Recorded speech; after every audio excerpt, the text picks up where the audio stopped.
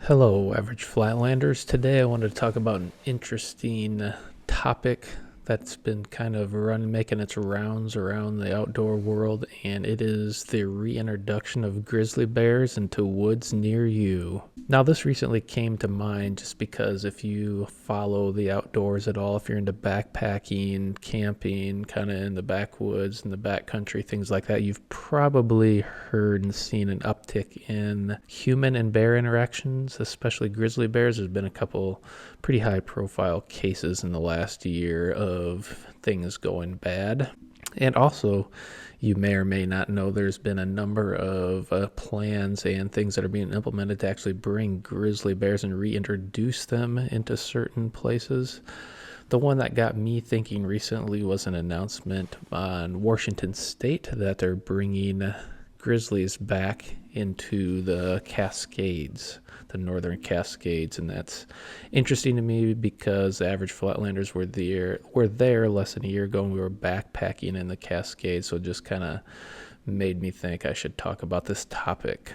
Again, I've backpacked a lot of different places, Wyoming, where there's lots of bears, including grizzly bears, to Utah, to Minnesota, where it's just black bears, things like that. And I think this is pretty controversial, this reintroduction of grizzly bears, especially to the people that live in those areas. It's kind of a big deal. And even to us, backpackers and outdoor enthusiasts, I think it's something we should think about.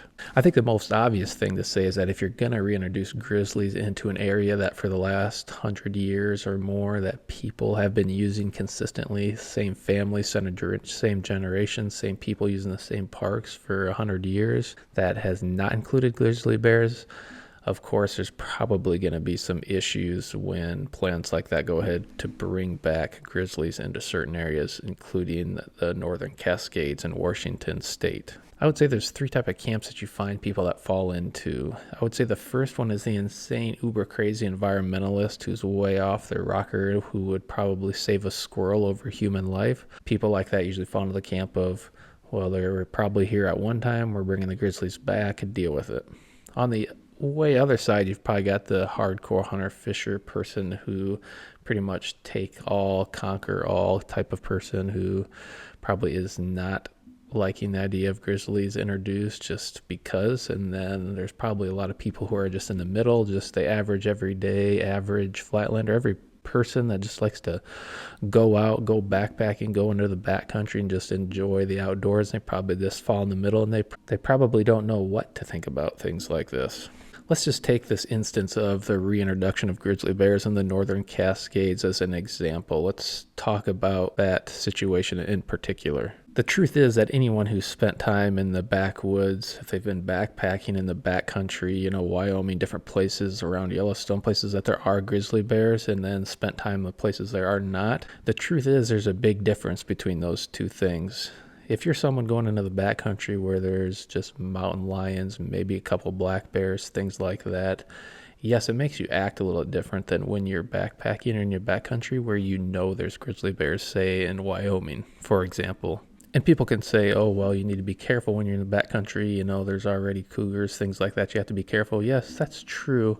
But the reality is when there's grizzly bears, that changes how people interact with the backcountry, and it's going to cause some problems. I think we could all agree that grizzlies are special creatures. Just go look on YouTube. They're just, extremely aggressive, can be aggressive compared to many other types of animals. And it definitely is going to change the way people move through the landscape and the way they interact with that landscape, whether it's people out for a weekend enjoying the woods with their families or just, a backpacker like me who's going on a week-long backpacking trip in the backcountry. And if you're not sure if this is true, all you have to do is do a simple Google search. Lately, there's been tons of articles written. Places like Idaho, Montana, Wyoming, you can go see many, many accounts online today of grizzly bears that have been introduced, for example, in the greater Yellowstone area and are starting to spread out of there. They're starting to show up in places people don't expect them to be, the places they have not been in 100 years. And grizzly bears are starting to show up in some of these drainages, some of these places, some places close to town, places where people have been, camping, they've been trail running, they've been biking in these backcountry areas fishing, and they've never really had to think about dealing with a grizzly bear. And of course, it's going to make a lot of people upset. It's going to scare a lot of people. You know, you've had people using these places for generations, families going back to the same place. And if grizzly bears are starting to show up there, yes, that absolutely changes how people interact with those areas and the way they can use those areas. Is that good or bad? I don't know. Well, leave that up to you. You can make up your own mind. But one thing is clear: when this happens, when things like this, when grizzly bears get introduced into a new area, you can pretty much guarantee in the next 10 years there is going to be some probably grizzly and human interactions that do not end well in these areas. Sure, we know there's lots of risks already. There's mountain lions, black bears, maybe heck Sasquatch out in there waiting to jump on you, but definitely introducing grizzlies, especially in the Northern Cascades and other places as they're spreading out, it is definitely changing the landscape. It should change how you think about going into the backcountry if you're going to these areas like the Cascades and there's going to be grizzly bears there in the future. Yeah, it definitely changes how you should view that trip and how you should prepare for that trip. Don't get me wrong, Average Flatlanders, man, we love the backcountry, you know. Bears, we don't go out. Bears don't scare us. Well, maybe they do. I mean, we go out and we just have a good time. We don't expect to have problems. We'll go to Wyoming. We'll go in the backcountry and we'll just practice good, safe, responsible movements in the backcountry and be prepared. Bear spray, things like that, food canisters. But again, we know what we're going into. We're going into places where there are grizzlies. We as a group of people are prepared together for that reality. And that's different. You think about the Northern Cascades in Washington. We were just there backpacking for a week. It's a different experience, not just the country versus, say Wyoming to Washington State, but there is differences.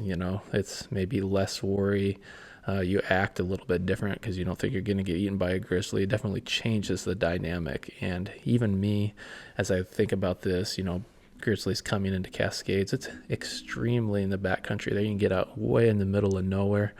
And the thought of having to deal with grizzly bears there, it does make me think, would I go back there if there was grizzly? It would definitely change how I viewed that area, change. Maybe I want to go someplace different. I just don't want to deal with that. Definitely there's thoughts there. So let us know what you think in the comments. Are you in favor of bringing grizzlies back everywhere? Are you not, and why?